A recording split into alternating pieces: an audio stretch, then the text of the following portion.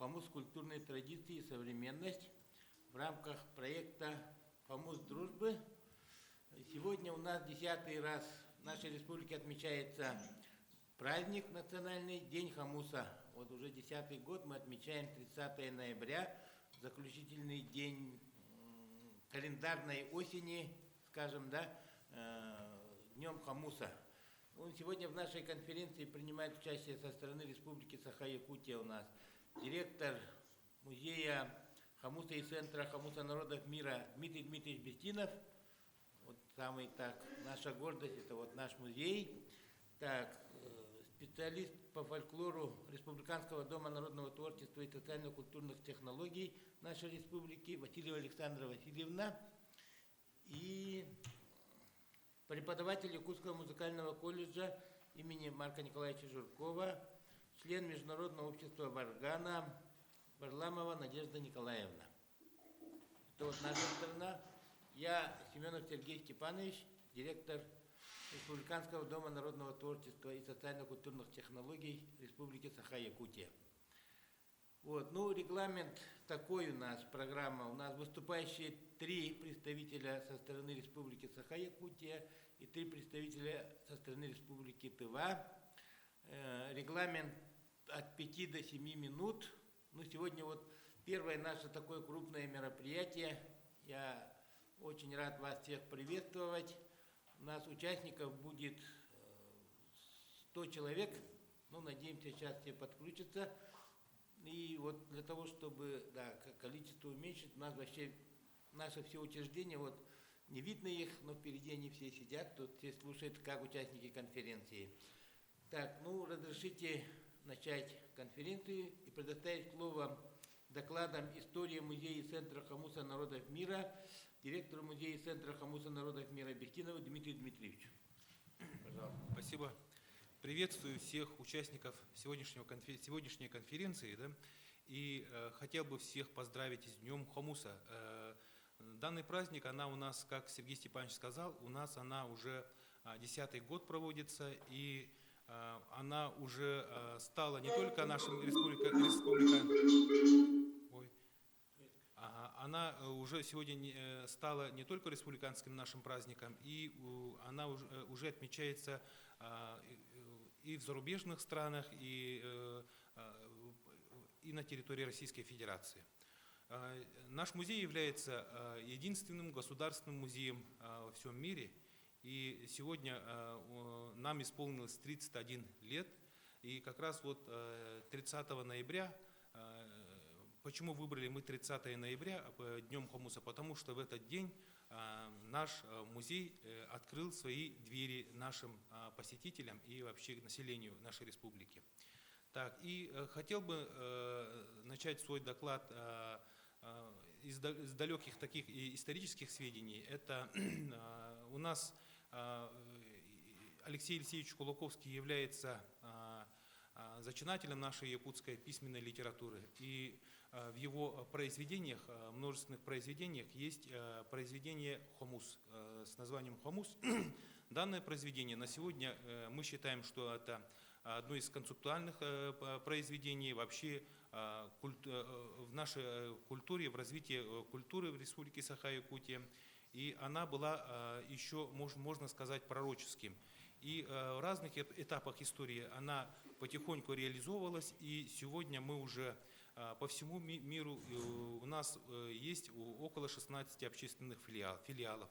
Последний филиал мы открыли еще в 2019 году, это в Улан-Баторе, Монголия, в Улан-Баторе, Чингельтейский район. Вот. И у нас данное произведение, как я уже сказал, она у нас является как одним из таких программных документов, концепций.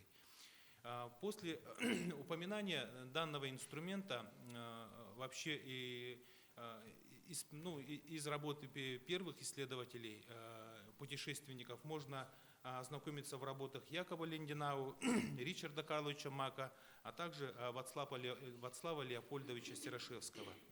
Вот. И в данных научных трудах есть очень интересное упоминание еще в работе Худякова Александра Ивановича о том, что Верхоянском округе еще в XIX веке есть свидетельство о том, что была одна удаганка, которая с собой, ну, она как бы исцеляла население Верхоянского района тогда, округа, да, игрой на хомусе.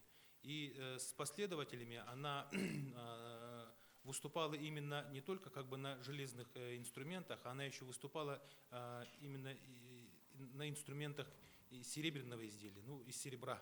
Вот. И получается, вот еще в 19 году есть такие свидетельства, что данный инструмент не был только музыкальным, а еще она была еще терапевтическими свойствами, имела терапевтические такие свойства.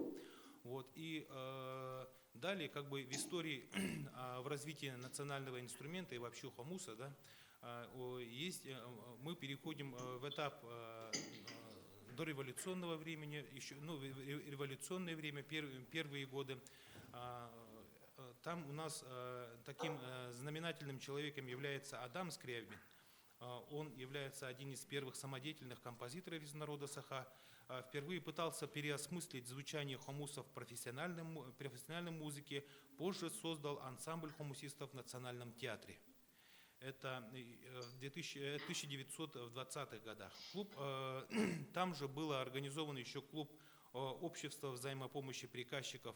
Это у нас в народе упоминается как клуб приказчиков. В 1905-1917 годах был главным очагом культуры в дореволюционном Якутске. Первый известный ансамбль хомусистов, по свидетельствам, сохранившимся статьям из этих первых таких газетных изданий, было и свидетельство 1914 года. У нас там упоминается, что женский ансамбль хомусистов выступила с концертным номером. Там, конечно, есть и выдающиеся личности тех времен, и исторические личности. Собственно, можно сказать, это жена анимпадиста Сафронова. Вот. Далее еще я хочу остановиться в первой половине 20 века. Тут у нас начинает формироваться сценическая культура. Талантливые носители национальной культуры начали уже выйти на профессиональной сцене. Одним из немногих является Сергей Афанасьевич Зверев, Кылвола, а также Уистин Нохсоров. Они оба являются такими нашего песенного жанра «Тою Уохай Олонхо». В 1900, где-то в 40-х, 50-х годах национальный инструмент как бы переживает такой упадок, но она только является как бы народным инструментом. Но все-таки в те годы у нас появляются еще такие выдающиеся личности, как Лука Николаевич Турнин. Именно он является, да, можно сказать, пробил как бы окно в Европу. Он пробил именно хомусной игрой окно в российскую аудиторию. В 1948 году он исполнил своей игрой на хомусе в концертном театре имени балетном театре Чайковского, выступил с приветственным номером игрой на хомусе. Вот тогда вот российское население и центр нашей страны впервые услышал звуки хомуса.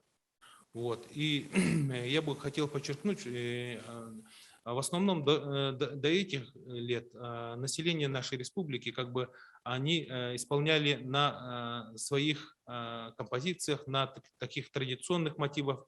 Но Лука Николаевич Турнин сделал такой прорыв, что он отдал такое большое внимание к импровизации. Является таким человеком, что начал такой метод импровизации. Я считаю, последователем Луки Николаевича Турнина является Иван Егорович Алексеев. Иван Егорович Алексеев еще в 1960-х годах, когда работая аспирантом университета, сейчас Северо-Восточного федерального университета, создал студенческий ансамбль «Алгыс». Этот ансамбль работал на протяжении около 30 лет. И в течение этих 30 лет уже как бы наработался такой как бы большой опыт, и они показали не только мастерство игры на нашем инструменте в нашей республике, но и за рубежом. За рубежом они очень часто выступали. И я считаю, что Иван Егорович и его ансамбль являются таким людьми, что они такие большие, с такими большими концертами начали выступать и за рубежом. Ну, например, как Лука Турнин в Союзе, он не республики, а Иван Егорович является как бы начал такое выступление.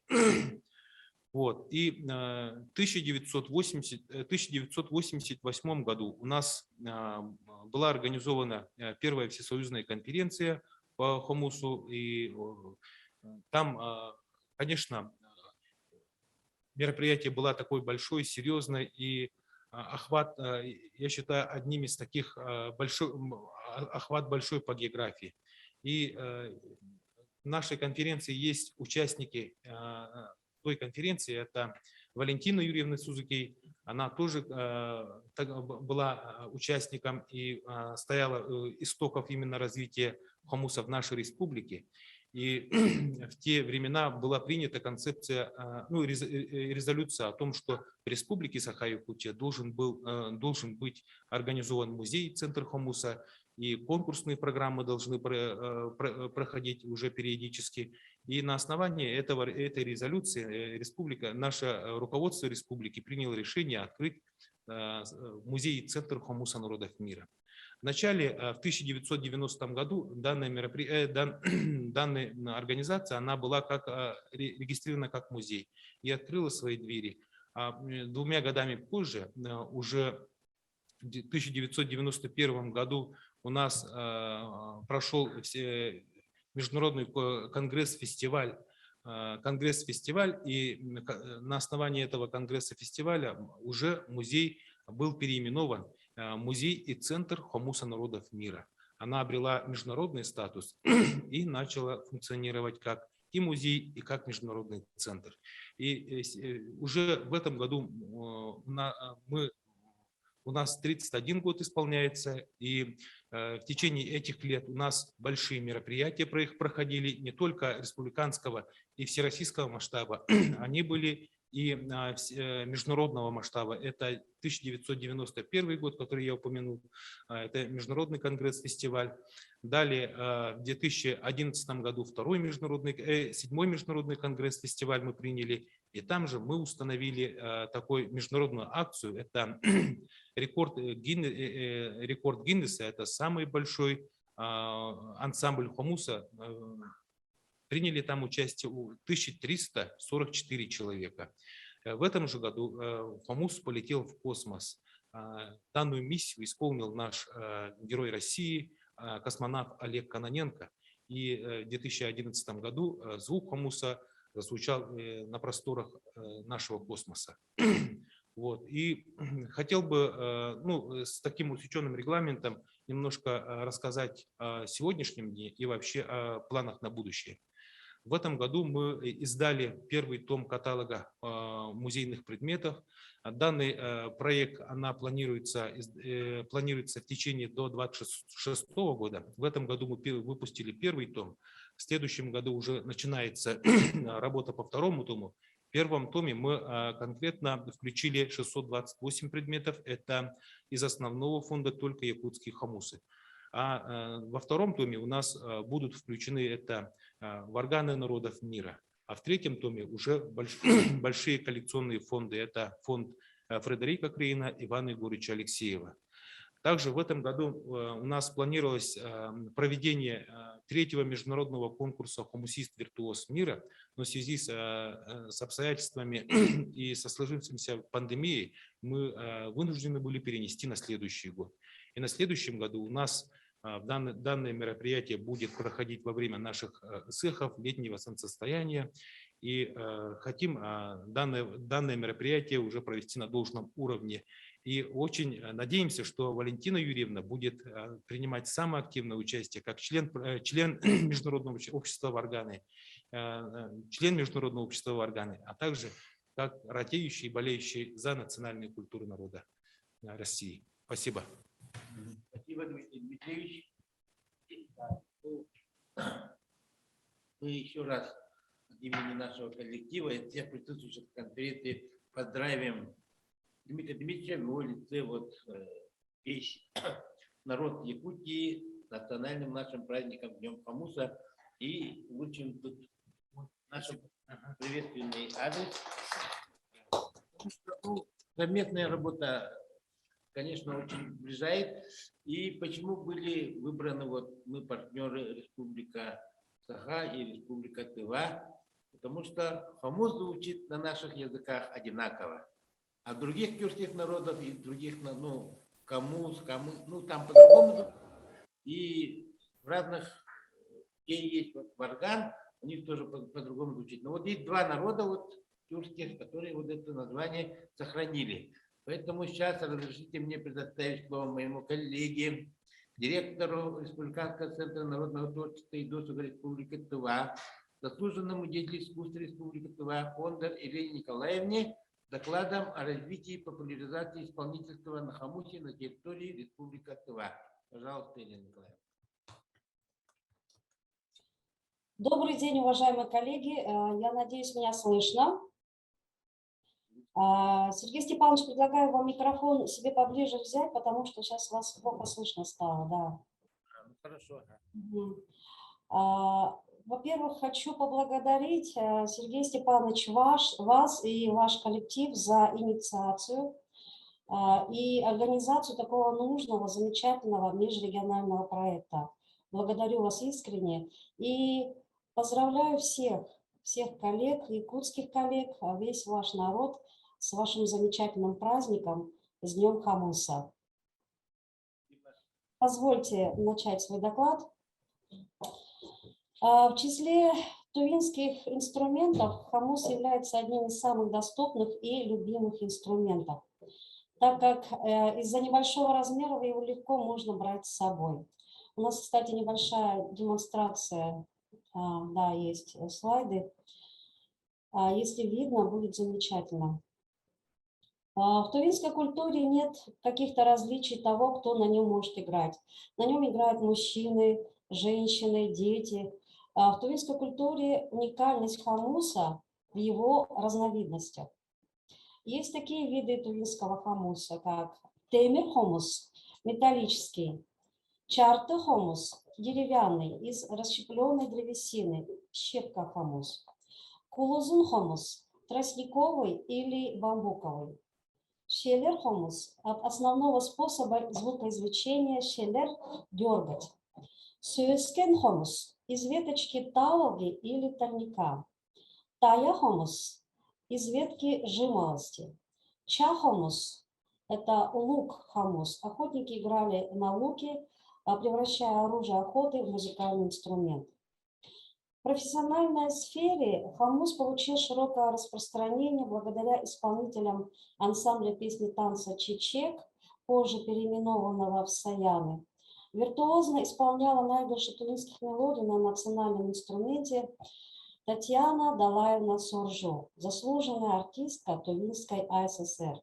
Хотелось бы буквально несколько слов сказать о ней как о человеке, внесшем большой вклад в развитие и популяризацию тувинского хамуса. С 1970-х по 2010-е годы в составе ансамбля «Саяны» она гастролировала по разным городам и странам и везде очаровывала публику игрой на хамусе. В ее гастрольной карте Монголия, Болгария, Чехословакия, Румыния, Куба, Германия, Турция, Норвегия и более 20 стран, называемых СНГ, да, страны СНГ. В 2002 году она принимала участие в 4-м международном конгрессе фестиваля хамуса в городе Рауленд в Норвегии. Нашими исполнителями интересовались российские и зарубежные этнографы, музыковеды. Их слушали, записывали. Запись наигрышей на национальном инструменте хамусе Татьяны Суржу имеется в аудиодиске «Антология народной музыки Music of Tува». И я рада, очень рада, что в сегодняшнем видеоконцерте «Звучи хамус» в рамках этого проекта участвует Татьяна Далай-Мусаржо, которая, кстати, в 2019 году отметила свой 70-летний юбилей.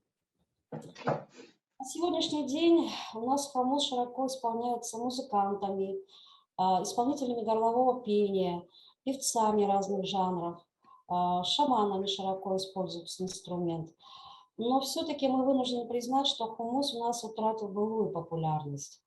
Возможно, это связано с тем, что приоритетное внимание годы в нашей республике уделялось развитию горлового пения хамей и почитаемому тувинскому национальному инструменту игилу. 2010 год у нас в республике даже был объявлен годом игила. Сегодня и хамей, и игил стали достаточно популярны, а игра на хамусе рассматривается больше как музыкальный инструмент, сопровождающий горловое пение. Тем не менее, тувинское музыкальное сообщество и наш Республиканский центр народного творчества и досуга, понимая значимость хамуса как нашего культурного наследия, старается поддерживать популяризацию этого инструмента.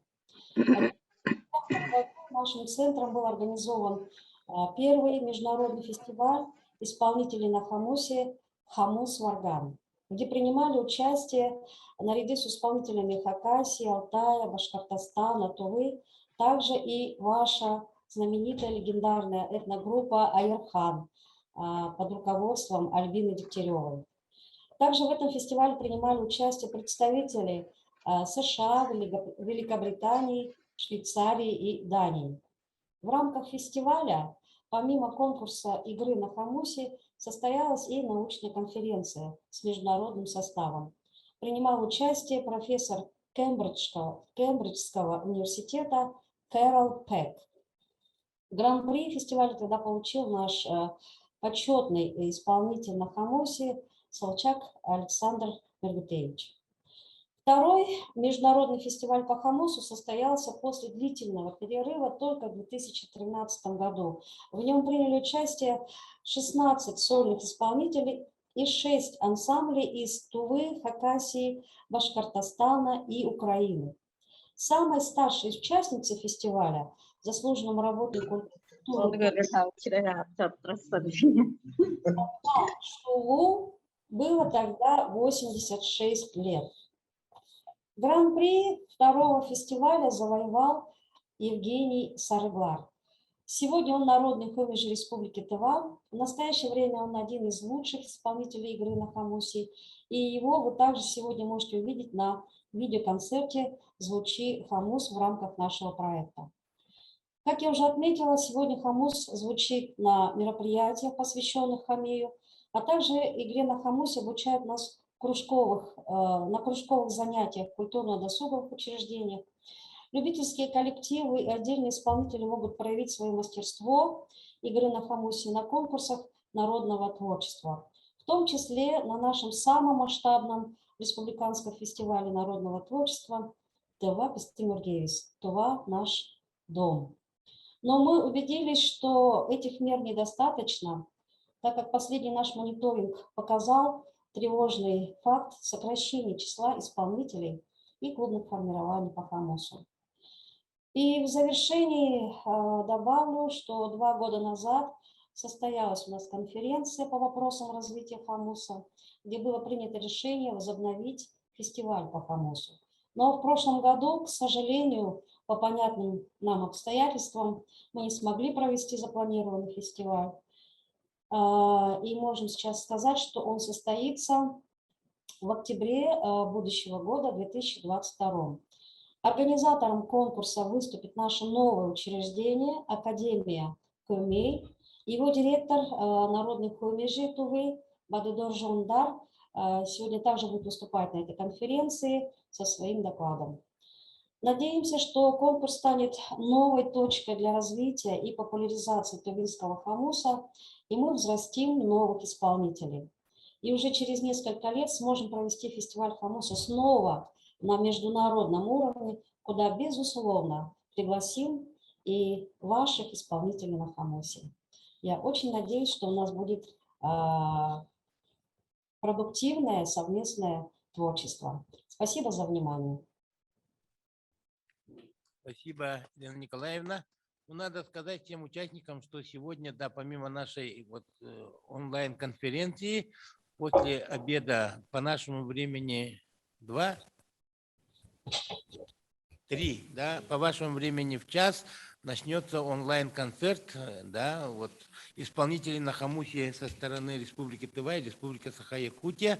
Потом будет, по-моему, 5 часов демонстрироваться документальный фильм о нашем музее, там все, что вот есть, все наше, да. Но нам надо сказать, да, мы вот тоже был момент, когда не так было играть, но после 90-х годов у нас у каждого человека есть свой хамус, это уже наше, каждой семье точно есть, и все, играем плохо или хорошо, но все пытаемся, то есть это вот наш как бы символ, да, наш, поэтому вот это самый доступный инструмент. У нас в основном хамус железный, других вариантов мы не признаем. Вот я так удивился, как много у вас вариантов, оказывается. Красники бамбук у нас не растут, на луке не играют. Так, ну ладно, дальше пойдем.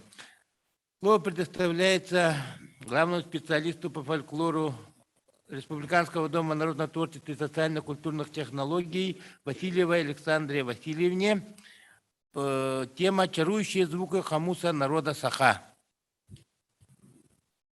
Добрый день, уважаемые участники межрегиональной конференции.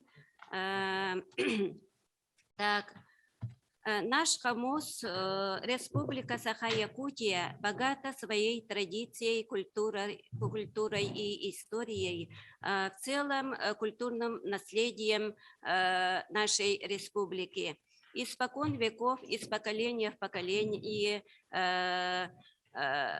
передается эта традиция в целом, да, и бережно сохранился по сей день наш национальный музыкальный инструмент хамус. Исследователями хамуса, да, в основном Иннокентий Пухов, Иван Худяков, Васлав Терешевский. Это полицильные, да, и в основном польские и российские исследователи. Эдуард Пекарский, Александр Мендендорф и другие. И в основном изучение исследователей, большой интерес в основном в XIX века исследователи начали свою работу, да, и в 20 веке новые появились основные исследователи, как Александр Чахов, Юрий Шейкин, Марк Жирков, Эдуард Алексеев, Иван Алексеев, Хамусуйбан и другие. В основном в народе Саха известны 3 вида хамуса. Это деревянный хамус, металлический и костяной. По сей день сохранился и народ играет на железном хамусе на разных стилях. Да? В основном в народе известен 2 вида основного стиля. Это традиционный стиль игры на хамусе и, конечно, современный стиль игры на хамусе.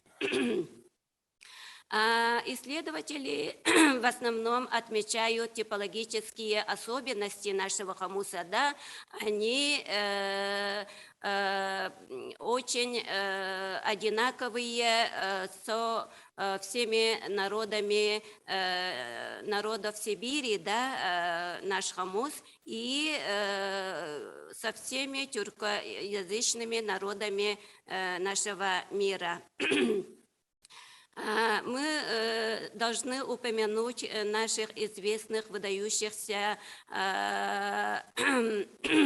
людей, которые вносили свой огромный вклад в развитие, пропаганде и сохранении нашего национального инструмента хамус. Да. Это, во-первых, создатель нашего музея хамуса, это Уткин Ксенофон Дмитриевич, выдающийся ученый, да, и культуролог, и Иван Егорович Алексеев, братья Шишигины, Спиридонович Шишигин, Николай Спиридонович Шишигин и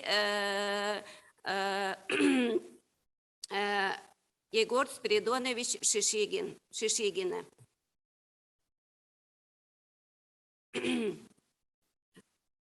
Так, и дальше.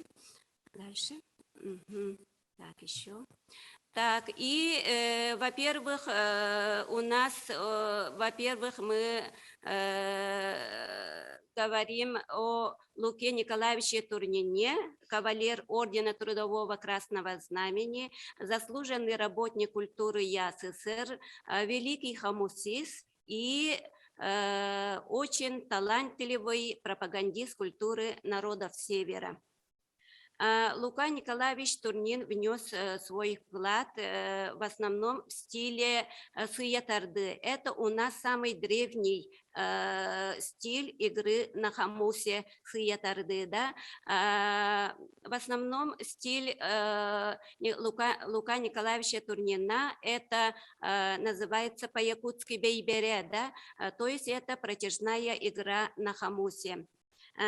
Позвольте мне, пожалуйста, вот играть на хомусе по стилям игры наших вот традиционных стилей, да?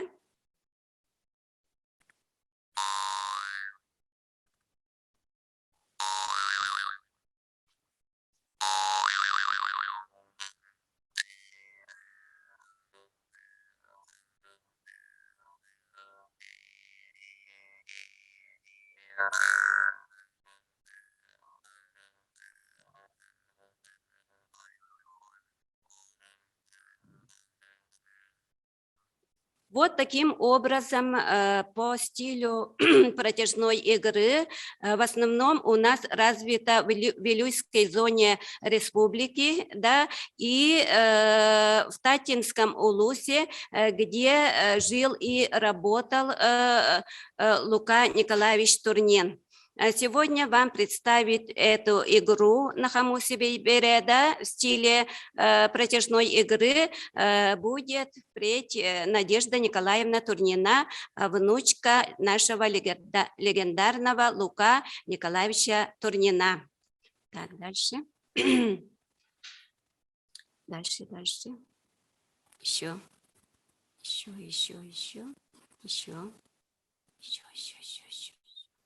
Показываем немножко. Вот мы смотрим все и жизни, и творчество Луки Николаевича Турнина. Дальше. Дальше идем. Мы можем даже вот услышать прямо эти выступления Луки Николаевича Турнина, да. И кроме вот таких стилей имеются стиль игры по пениям птиц, да, например, это, то есть подражание пения жаворонка, подражание пения кукушки, вот, например,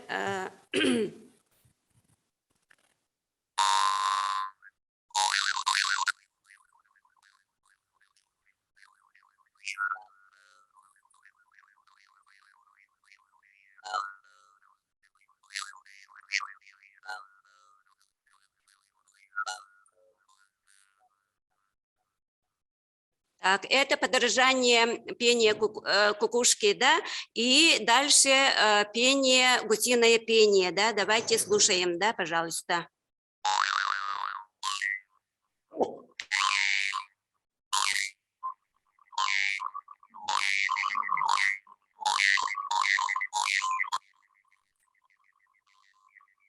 Так, дальше идем. Дальше. Ага. Вот таким образом развиваются с каждым годом все стили и современного стиля, и традиционного стиля игры на хомусе. Дальше идем. Дальше.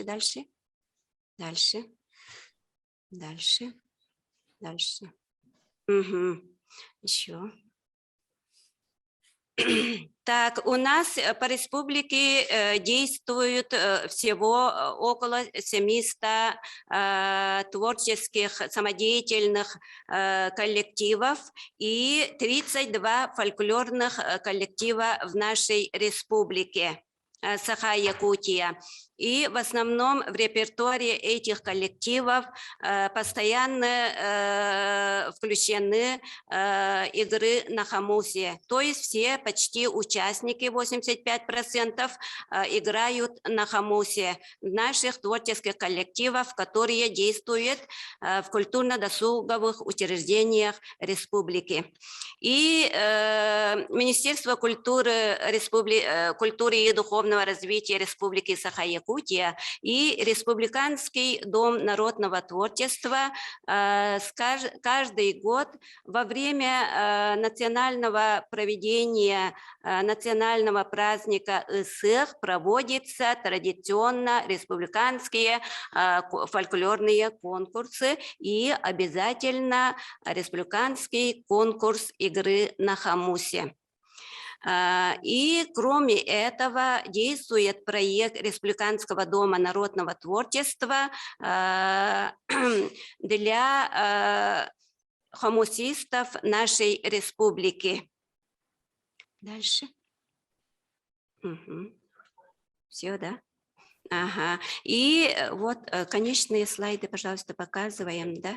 Ага. И отрадно, что наши все творческие коллективы представляют нашу культуру, наши игры вот на хомусе, да, представляют на международной сцене во всех уголках нашего мира. Одним из них является дальше народный коллектив «Дюрюль», которые приняли участие на международном конференции в Белоруссии в 2019 году, да, и они стали победителями многих международных российских фестивалей и конкурсов, одними из которых являются наши коллективы.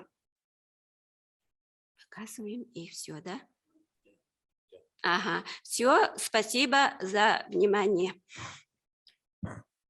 Так, спасибо, Александра Кирилловна. Идем дальше. Сейчас будет выступление уже двух докладчиков. Это Ондар Бады-Даржу Владимирович, директор государственного бюджетного учреждения Международной академии Хоумей, Народной Хомейжи Республики Тыва, руководитель фольклорного ансамбля «Алаш», и Бадыргы Мария Тамадыр Ооловна, заместитель директора Международной академии Хомей. Тема «Хомус в исполнительной практике тувинские хомейжи». Это как бы горловое пение, как мы понимаем, да? У нас по-якутски кюмей называется горло. Здравствуйте, добрый день, уважаемый Сергей Степанович, Дмитрий Дмитриевич и уважаемые участники. Во-первых, хочу поздравить вас с Днем Хомуса. И да, спасибо, и позвольте начать доклад.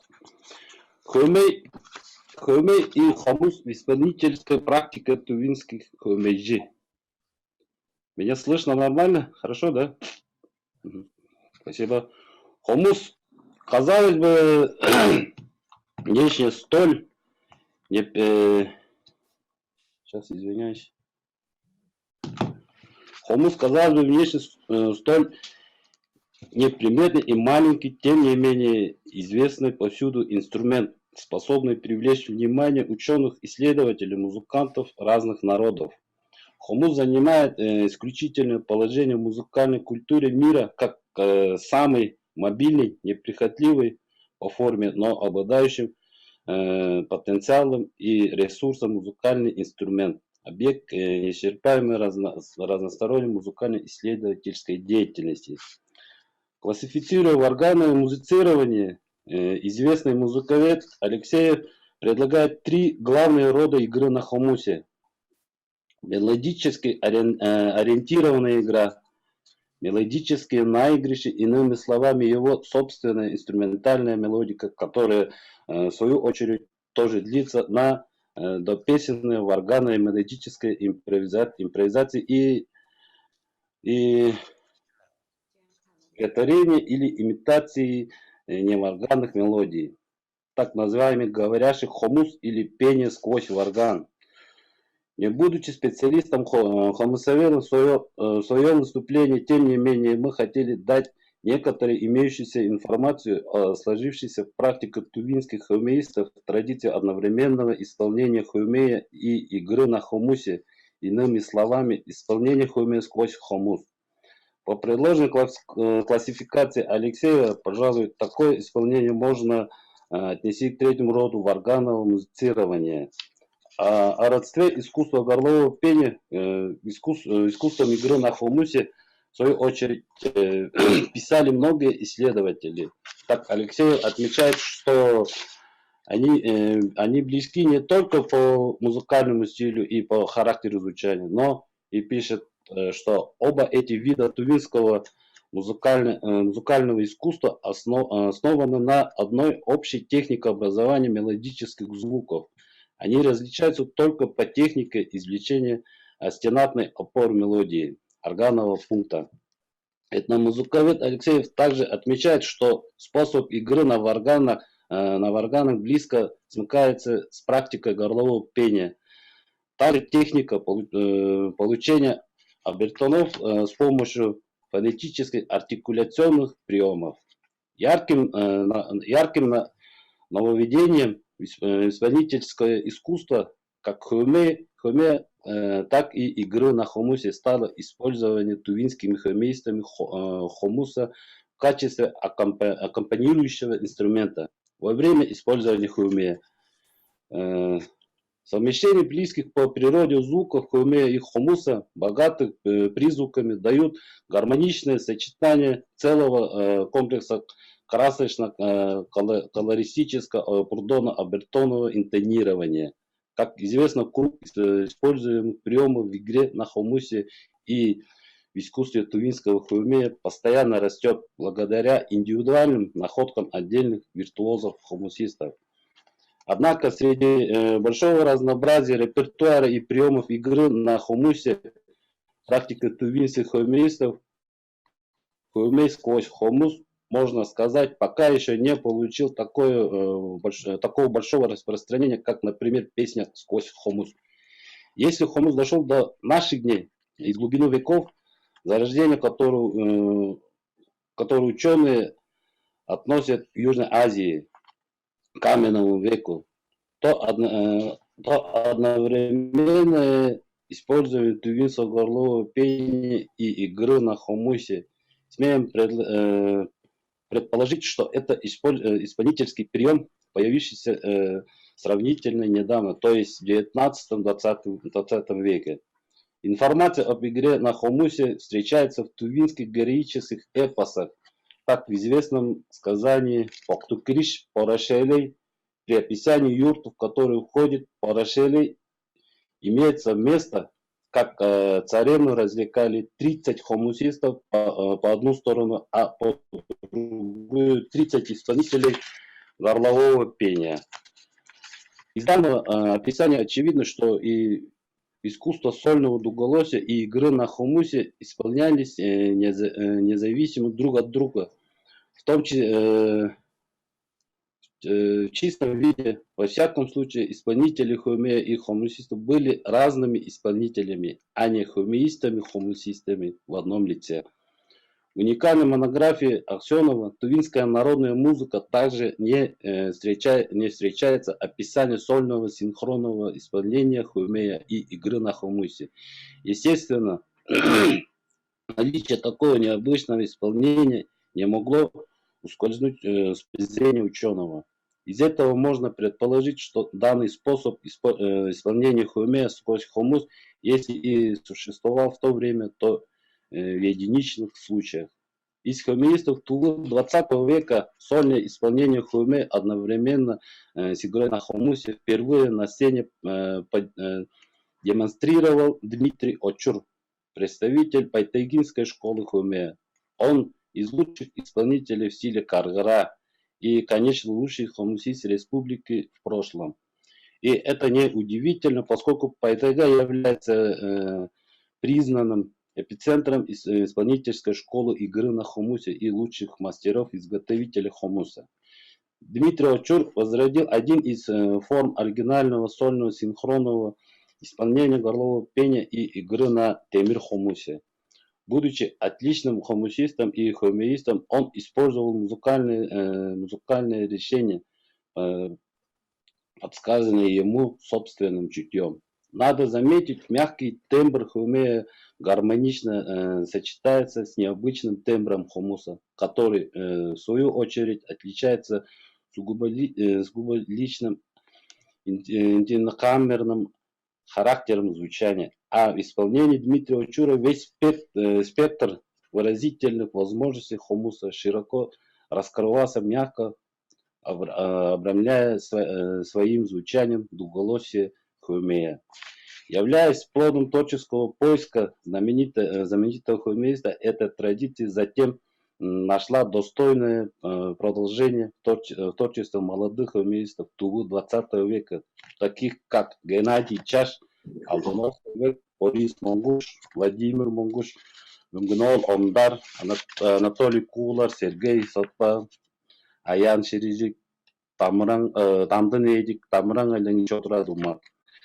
Использование сагыта одновременно с игрой на хомусе является характерной особенностью творческого почерка Геннадия Чаша, признанного лучшим хомусистом-виртуозом мира самой Якутии в 1992 году, для которой хомус является общехудожественным символом национальной культуры, как для тувинцев, например, хумей. Будучи отличным хумеистом и виртуозным хомусистом, Геннадий Чаш усовершенствовал оригинальную технику синхронной игры на хомусе во время исполнения горлового пения. Синтезированное звучание хумея и хомуса не оставляло равнодушным публику. Сагыт Геннадия отличался высоким пронзительным тембром и в то же время необыкновенной нежностью, плавностью звучания. Одновременное полноценное звучание хомуса и сагыта, причем со словесным зачином, настолько было непривычно, что когда Геннадий играл на хомусе, создавалось впечатление, как будто в это время кто-то другой за кулисами исполнял сагыт. Звуки хомуса и сагыта, естественно, сливались друг с другом. Игра на хомусе воспринималась и как аккомпанемент хумею, и как свободный импровизационный полет. В то же время отчетливо слышно звучание двух вполне самостоятельных партий. Сегодня виртуозов хумейно-хомусной музыки Тувы Дмитрия Очура и Геннадия Чаша нет в живых. Но кое-какие записи в их исполнении остались в фондах государственной телерадиокомпании Тува. Как известно, искусный исполнитель на хомусе в Туве издано было очень много и мужчин, и женщин, и детей. Однако сегодня говорить о массовом характере игры на хомусе не приходится, перестало практиковать ансамблевое исполнение хомусистов. Причиной этого мы видим в катастрофическом сокращении количества мастеров-изготовителей хомуса в Туве. Существует реальная угроза прерывания традиций народных технологий изготовления и цепочки преемственности. Таким образом, исполнение хумея сквозь хомус, то есть сольное синхронное исполнение хумея и игры на хомусе, является еще одним свидетельством безграничной творческой фантазии тувинских хумеистов. Подобное исполнительство, безусловно, способствует обогащению репертуара тувинского горлового пения и хомусной музыки в целом.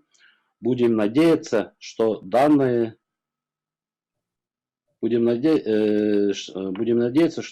исполнительство станет одним из полноценных жанров сценического вокально-инструментального искусства. А пока мы только можем сказать, что оно еще не привлекло к себе достаточно внимания специалистов и тайн сольного синхронного исполнения хумея и игры на хумусе, нуждаются в осмыслении музыкальной теории. Я сейчас у нас здесь есть сейчас записи тоже с архива. Я сейчас попробую воспроизвести.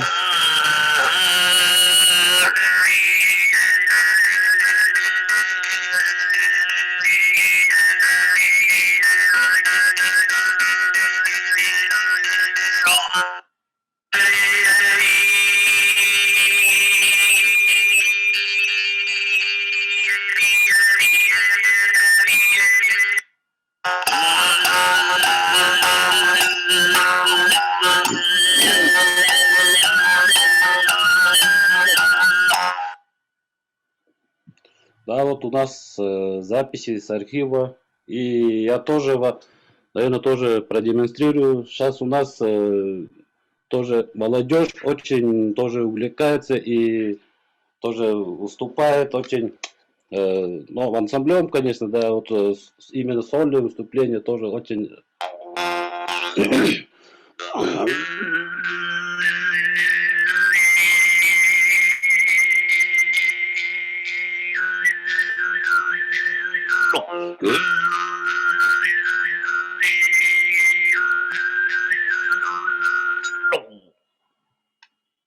Спасибо, у меня все. Еще раз с праздником. Спасибо большое. Так, тогда идем дальше, да? Получается.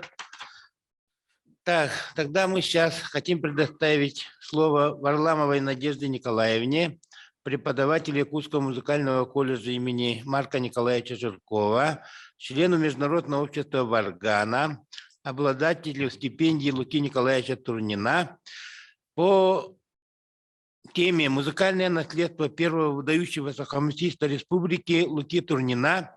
Особенности стиля игры на хомусе Луки Турнина». Да, добрый день, уважаемые участники этой замечательной конференции. С Днем Хомуса всех нас поздравляю еще раз. Выражаю огромную благодарность организаторам данного мероприятия за приглашение.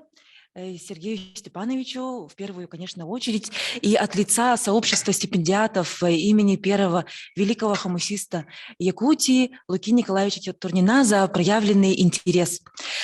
Пожалуйста, вот мне будут помогать мои слайды, которые я подготовила. Музыкальное наследие первого выдающегося хомусиста Республики Саха-Якутия Луки Николаевича Турнина. Особенности игры на хомусе в стиле Луки Турнина. Пожалуйста, следующий слайд. Я представляю Якутский музыкальный колледж, фольклорное отделение, которое имеет своей целью сохранить и, скажем так, передать последующим поколениям исполнительские традиции на хомусе, конечно же, в том числе. Лука Николаевич Турнин, как уже было сказано, подвижник традиционной музыкальной культуры народов. Он также самодеятельный композитор, хомусист, педагог, руководитель народного коллектива, фольклорист. Пожалуйста, следующий. Дальше. Спасибо. И также вот было уже сказано в начале нашего мероприятия, что еще в 1948 году на первом смотре сельской художественной самодеятельности делегация из 10 человек под руководством якутского писателя, философа Дмитрия Кононовича Сивцева Сорна Маллана выступила в колонном зале в Дома Союза в Москве. Тем самым Лука Николаевич Турнин показал всю красоту якутского хомуса перед всесоюзной аудиторией. Пожалуйста, дальше. Великий хомусист – это раздел, который вбирает в себя слова ныне живущих наших современников, людей, которые в мире являются ярчайшими представителями музыкальной хомусной общественности. Франц Кумпл, это прямая цитата. «По всему миру возрождение хомуса в 20 веке начиналось в 60-х годах. Это Джон Райт в Англии, Фриц Мейер в Германии, Де Кристель в Австрии, Каландучо в Италии, Фред Крейн в США. Но только в советской Якутии возрождение началось раньше.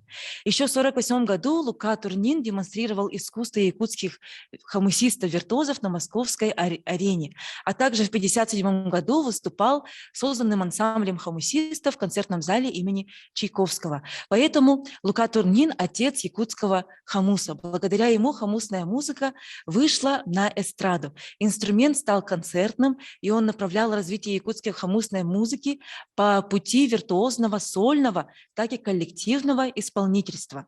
Барга махтал Луке Николаевичу Турнину. Это президент Международного общества Варгана. Пожалуйста, дальше. Слова Тран Куан Хая, хомусиста и виртуоза мира, кавалера ордена Почетного легиона из Франции. Он был первым хомусистом, выступившим в Москве, показавшим всей России этот маленький, но невероятно замечательный инструмент. Пожалуйста, дальше. Всю свою долгую творческую жизнь он посвятил пропаганде якутского фольклора в целом и также фольклора северных народов. В памяти народа до сих пор хранится о нем воспоминания как о замечательном педагоге, как о замечательном исполнителе и человеке, который не боялся трудностей и всегда шел только вперед. И также он был хранителем танцевальных традиций якутов и малочисленных народов севера. Пожалуйста, дальше. Лука Николаевич Турнин – это сын своей земли, это сын своего народа. Играть на хомусе он научился у своих сестер Веры и Анастасии. Родился он в Татинском улусе, в Таиросинском наследии, который славился издавна поколениями сказителей аланхасутов. В Якутске учился, в юности он учился у композитора Корнилова, у артиста Васильева в сценической культуре, также у композитора Жиркова. Пожалуйста, дальше. В частности, композитор Марк Жирков, имя которого носит наш музыкальный колледж, записал у Луки Николаевича Турнина около 20 песен, народных песен, также песен его авторства. В 20 веке в Якутии начался массовый охват детей школьным обучением, также был расцвет исполнительства, был расцвет образования музыкального, да, и Лука Турнин 19 лет прошел курсы повышения квалификации, культпросвет работы и проработал очень много лет в артических улусах нашей республики. В 50-е годы это бум игры на хомусе в республике, подлинная народная слава хомуса дошла до Москвы, где выступал первым из якутян и наш Лука Турнин. Пожалуйста, дальше. Также вот обязательно упомянуть о том, что Турнин – яркий носитель фольклора. Вот, и музыкальное творчество его началось с того, что вот он воспроизводил народные песни, которые он услышал, будучи совсем еще маленьким ребенком. Также вот он всю свою жизнь исполнял народные песни, также был автором песен, которые по сей день пользуются большой популярностью у народа. Среди якутских напевов следует отметить две имитации. Это «Пение во сне» Тюллера и песня «Шаманки. Импровизация». Две имитации подходят под определение импровизационного пения в манере джерети. Пожалуйста, дальше. Пение во сне – это когда уставший, такое явление, когда очень уставший человек начинает петь или разговаривать во сне. И такую песню можно послушать, если пройти по ссылке в YouTube и послушать «Пение во сне» Лука Турнин. Пожалуйста, послушайте. Расшифровка Эдуарда Алексеева. Пожалуйста, дальше. И также вот он присутствовал на камлане шаманки Удаганки Дыгыик, и он воспроизвел ее пение очень виртуозно, как вы видите, очень сложный такой музыкальный текст. И фольклорист Эдуард Алексеев в 1966 году записал эту песню. Пожалуйста, дальше. Да, что, собственно, про особенности приемов и стиля Луки Турнина. Традиционные приемы игры – это трель жаворонка, пюрегейдети, которую мы играем, когда воспроизводим в своей гортани звуки ай-яй-яй-яй-яй-яй-яй-яй-яй. Я могу продемонстрировать.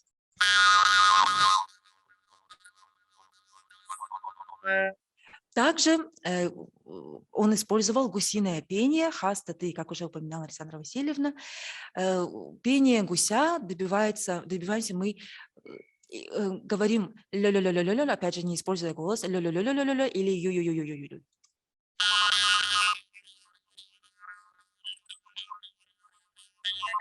Ля-ля-ля-ля-ля или ля-ля-ля-ля-ля. И вот эти традиционные приемы он украшал бей-бере.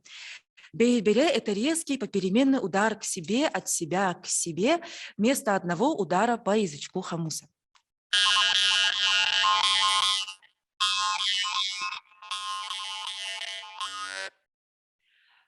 Бей-бере – это значит шагать мелкими шажками. То есть вместо, например, когда вот мы берем якутское слово «охуакай», да, если мы будем в обычном с одним односторонним ударом, это будет звучать так.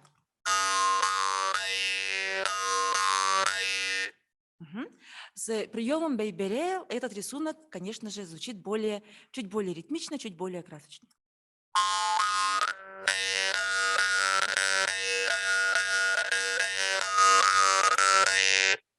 Пожалуйста, дальше.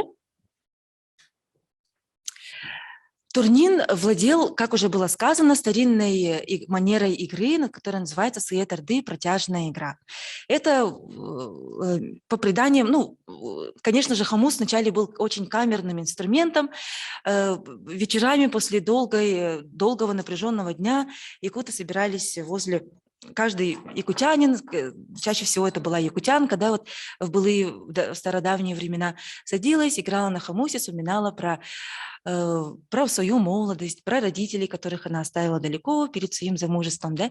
И это манера игры, при которой человек погружается в свои собственные мысли. Сыетарды, как протяжная игра переводится.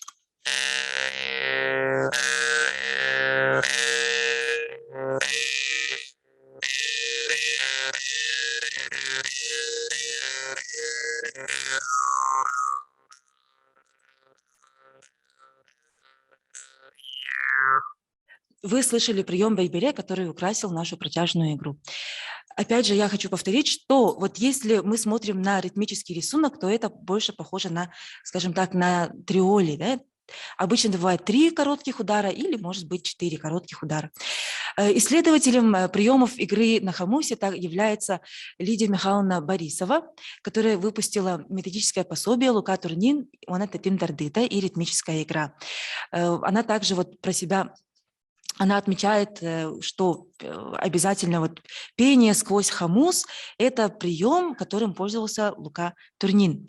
И из репертуара она выделяет «Охохай», это наш круговой танец якутский, «Хытте харылампый, хытте кальбет барбат боллулар». Пожалуйста, дальше. Это у нас такие... Это что касаемо танцевальных мотивов. Да, вот мы входим в следующий подраздел.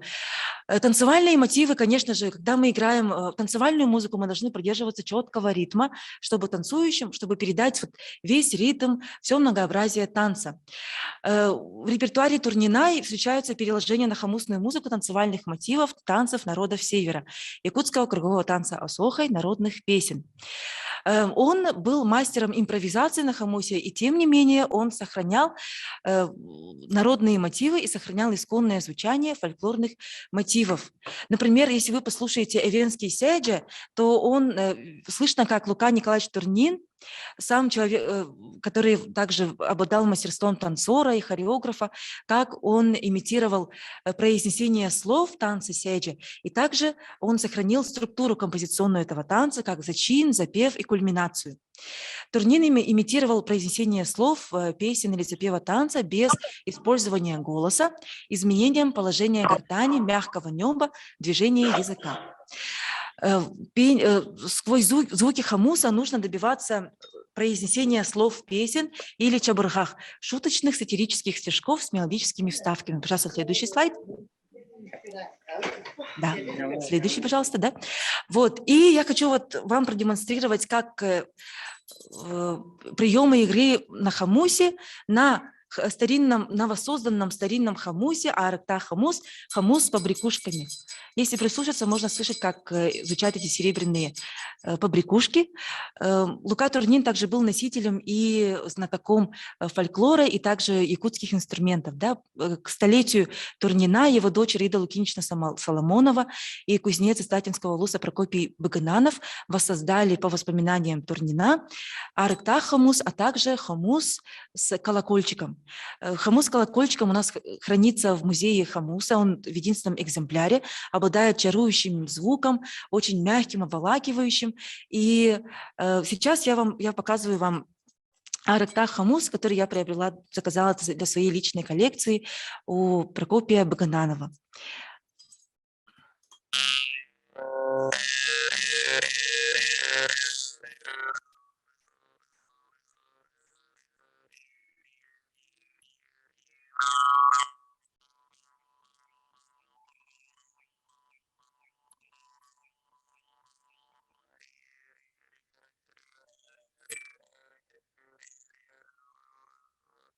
Запев хт, да, хт. Это у нас вот в якутской музыкальной культуре есть прием самоаккомпанемента, когда поющий сам себе помогает петь, он сам украшает свое пение, и одним из них является вот небный звук т, да? И на хамусе его можно воспроизвести вот традиционным способом в 2 односторонних удара.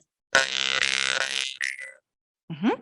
Звучит таким образом. А можно это исполнять, как Лука Турнин, с приемом бейбере.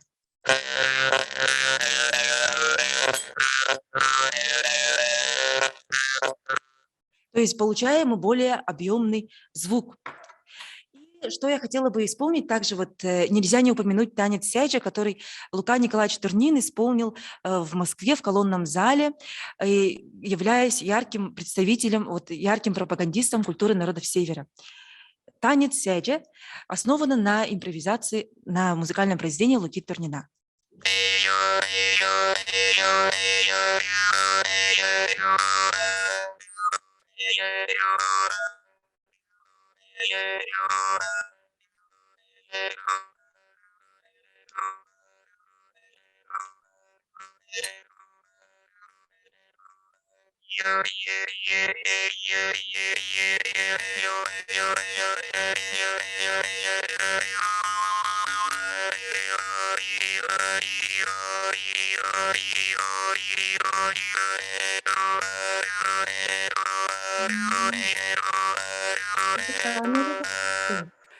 Хотелось бы вас всех призвать посмотреть концерт наших якутских хамусистов, также хамусистов из Республики Тыва, в котором будет принимать участие внучка Луки Турнина, Варвара Николаевна Турнина, которая является носителем музыкального наследия Луки Николаевича Турнина. Пожалуйста, следующий слайд.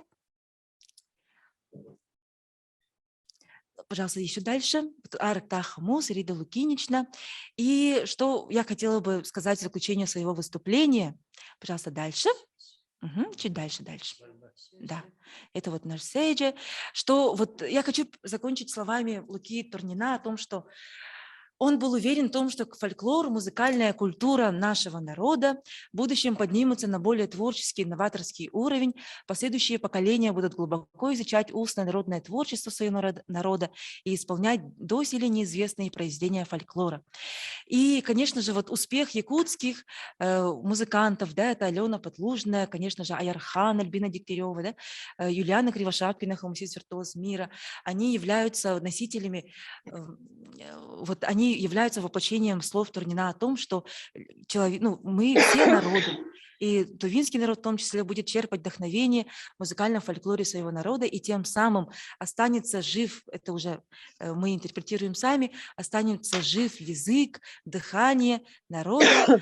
Спасибо всем за внимание, и если у вас будут, пожалуйста, вопросы, можете обращаться, можете найти меня через Инстаграм или через сайт нашего Якутского музыкального колледжа. Благодарю вас за внимание. Спасибо, Надежда Николаевна.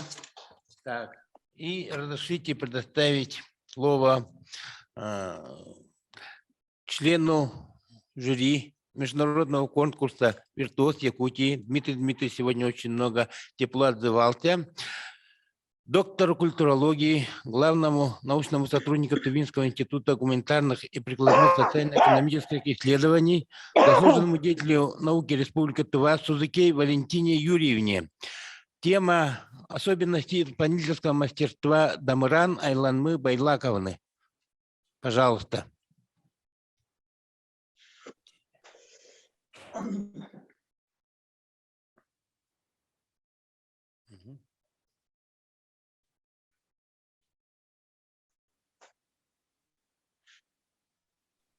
Что там? Является Бог талантом для детей, сохранителем образ, мой талант.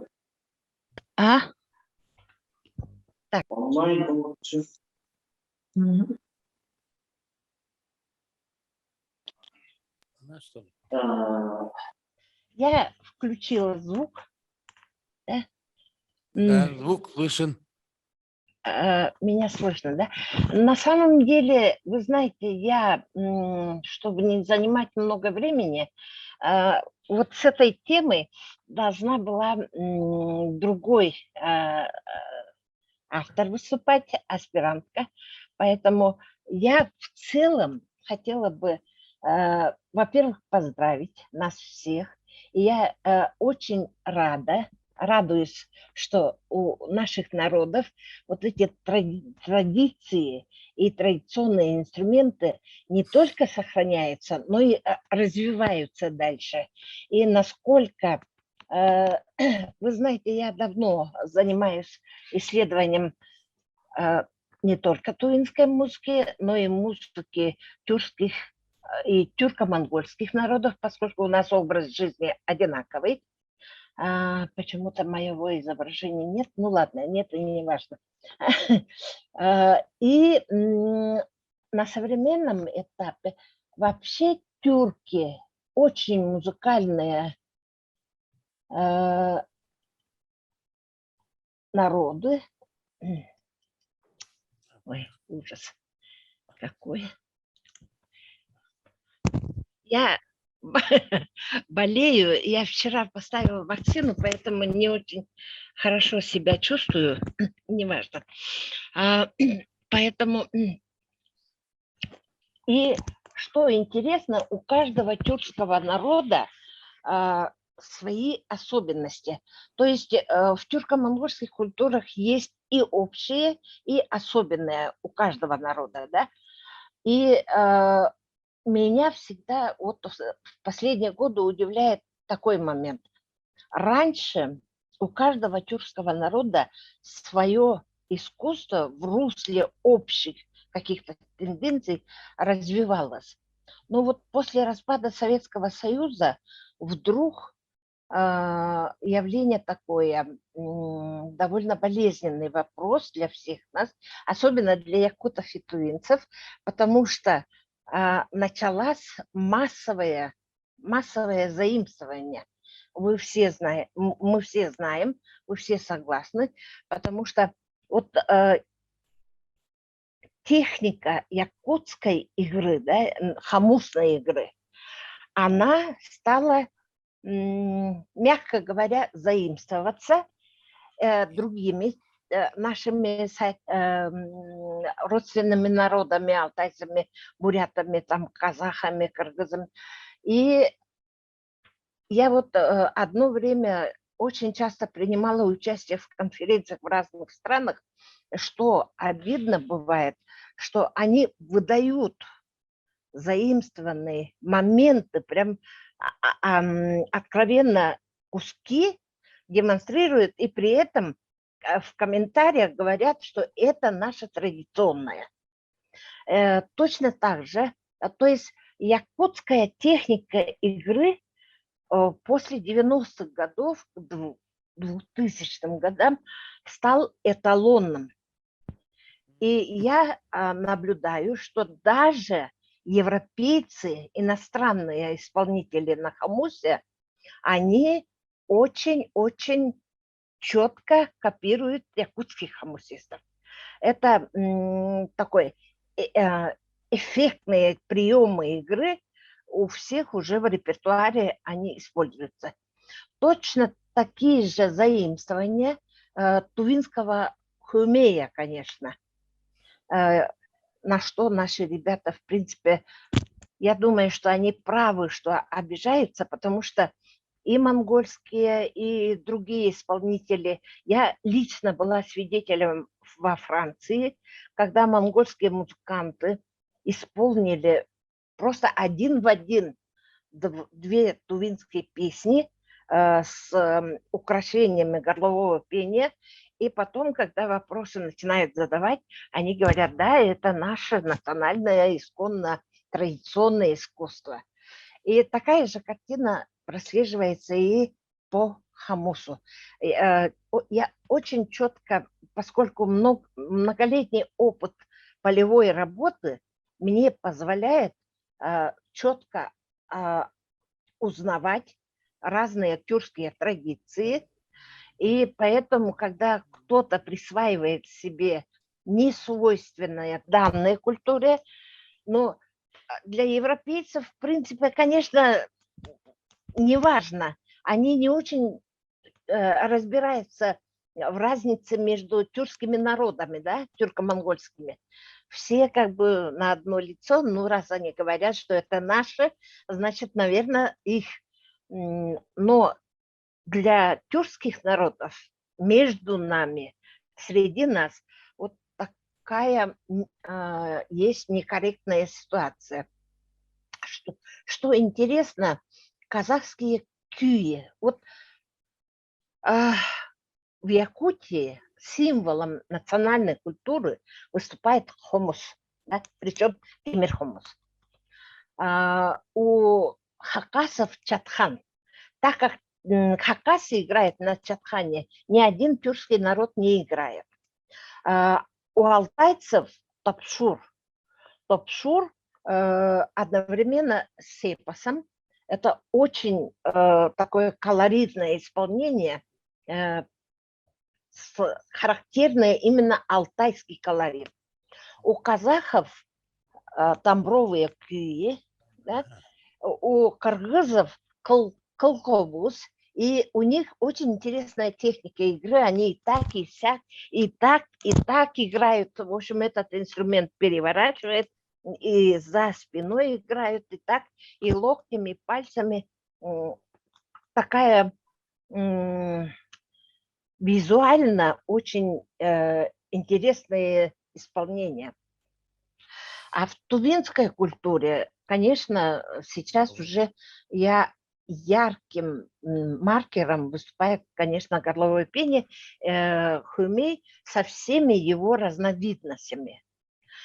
Но по поводу того, что это наше, это не ваше, и нам, конечно, до драки это, я думаю, не будет доходить, потому что исторически на самом деле огромный ареал евразийских степей, там, где проживали наши предки, да, была создана очень уникальная звуковая система, звуковая культура, основанная на таких специфических звучаниях степных, горных, там, вот, с включением эха, объемный, пространственный. Это стереофоническая музыка с обязательным присутствием бурдонирующего звука.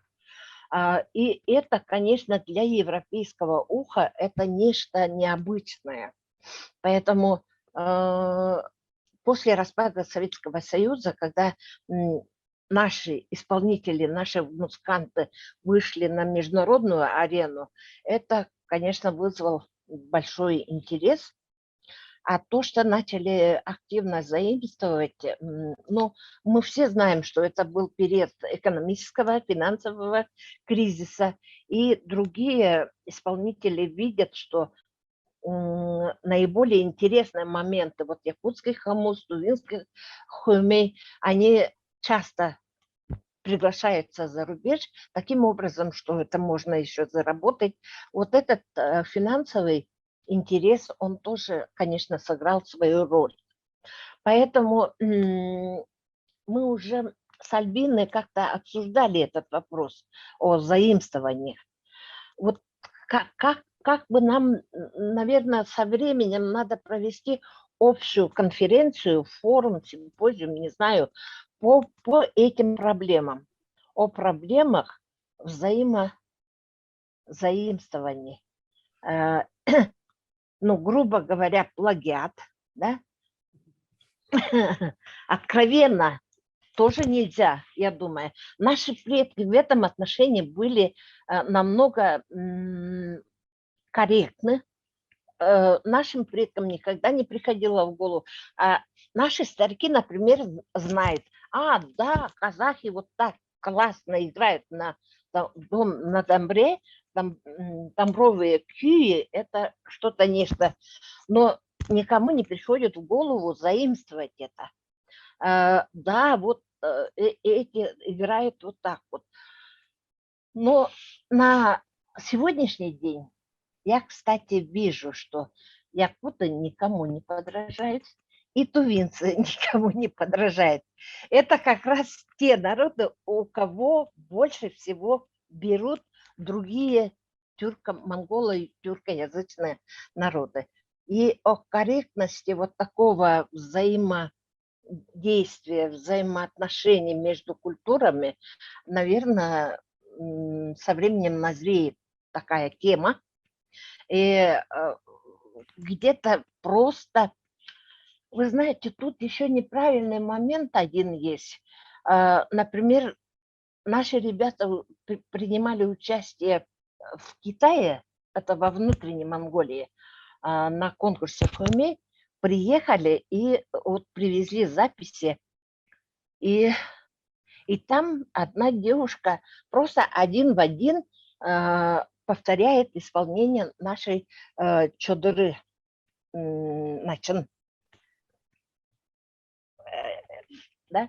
И наших известных ансамблей то же самое. Даже состав ансамбля такой же. И при этом это выдается как их традиционное. Но в таком случае это, конечно, не совсем красиво и не совсем правильно. О таких моментах, мне кажется, нам стоит ставить вопрос. И якутским хамусистам тоже есть по этому поводу что сказать. Потому что каждый исполнитель, музыканты или носитель традиционной культуры, они же узнают сразу свои элементы своей культуры в исполнении других. Но если бы, допустим, монгольские или казахские исполнители бы сказали, я вам сейчас хочу исполнить, допустим, сыгыт, моим учителем был там Тумат Геннадий, вот тувинский исполнитель, я вот придерживаюсь этой школы и хочу показать вот это. Это было бы намного честнее. Или я учился вот у ансамбля Айрхан, да? У них классная техника, и я научился вот такой технике сложной, красивой, именно у такого коллектива. Вот со ссылками, почему, допустим, симфония Моцарта, перед тем, как исполнять, и автор, и название произведения в обязательном порядке объявляется, правильно? Там симфония Бетховена, Моцарта, Чайковского. А почему наши творения наших музыкантов, они тоже заслуживают, я считаю, заслуживают того, чтобы об этих авторах, об этих исполнителях и об их произведениях было объявлено. Вот у меня такие пока мысли идут, и не конкретно хамуса, а вообще исполнительская. Но якутская традиция, конечно, сейчас известна именно хамусной техникой игры. Вот. Тувинская техника игры при традиции, хамусная традиция, она богата разновидностями, да, многими. Но в отличие от якутской, где там прям активно используется звукоподражательная техника, тувинская, она мягкая, она более мелодичная, и она более камерного звучания такого. А якутский хамус, он такой милитаристский, наступательный. Прям якутский хамус охватывает, как это, накрывает как волной слушателей. Вот это такое яркая особенность.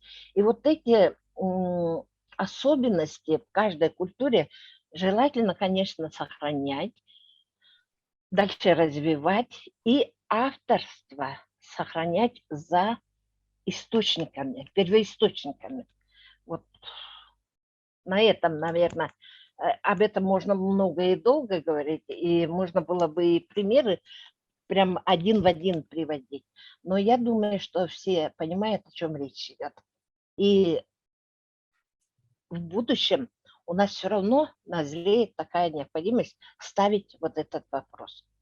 Спасибо. Спасибо, Валентина Юрьевна. Всегда очень полезно слушать докторов наук. Я их очень люблю.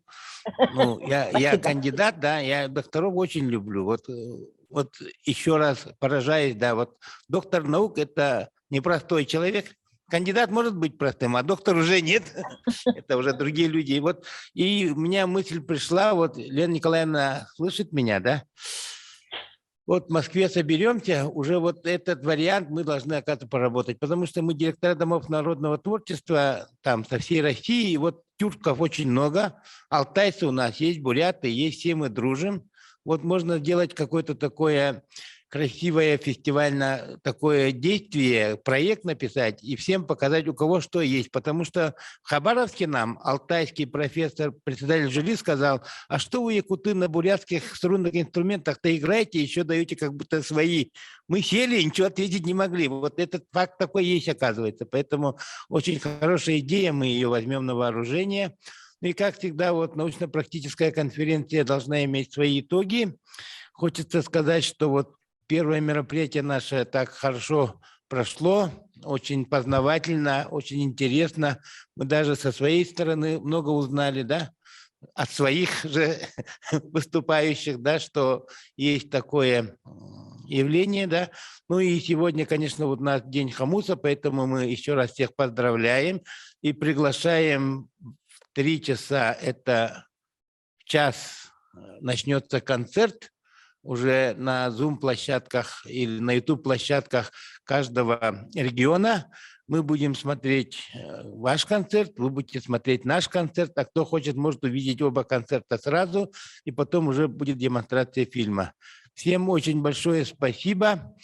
Ну и итогом конференции обычно бывает резолюция, да, но мы, наверное, сегодня резолюцию не будем делать, а договоримся в Москве с Еленой Николаевной будоражить всех наших тюркских друзей и с подачи Валентины Юрьевны бросить им вызов. Но мы уже вызов сегодня бросим, нашу вот конференцию мы выложим, я в группе выложу, ну пусть завидуют или учатся, ну не знаю, это я так. А так вот да, можно вот очень полезные вещи мы узнали, очень даже хорошо. Думаю, сотрудничество наше будет продолжаться. Так, и тогда всем большое спасибо. До встречи. До свидания. Махтал.